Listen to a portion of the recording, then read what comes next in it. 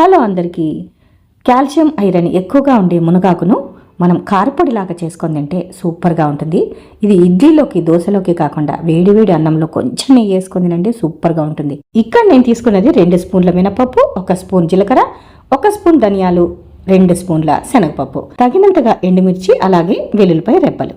వీటినన్నిటినీ కొంచెం ఆయిల్ వేసేసి దోరగా వేయించుకోవాలి. మనకు పప్పులు కొంచెం టైం పడుతుంది కాబట్టి ఆ 2 పప్పుల్ని కొంచెం ముందుగా వేయించేసి ఆ తర్వాత జీలకర్ర ధనియాలు కూడా వేసేసి దోరగా వేయించిన తర్వాత ఎండుమిర్చి కూడా వేయండి.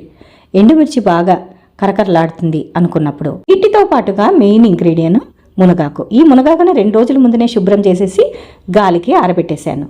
ఎండలో కాదు, గాలికి ఆరబెట్టేశాను. ఇది బాగా డ్రై అయిపోయింది కాబట్టి ఎక్కువసేపు పట్టదు. ఇందులోకి కొంచెం చింతపండు, అలాగే వెల్లుల్లిపాయ రెబ్బలు కూడా వేసేసి మొత్తం బరకగా మిక్సీ పట్టాలి. మిక్సీ పట్టే ముందు కొంచెం సాల్ట్ కూడా యాడ్ చేసేసుకోండి. ఇక మనకు పొడి అయితే తయారైపోయింది. కామెంట్ అయితే పెట్టండి.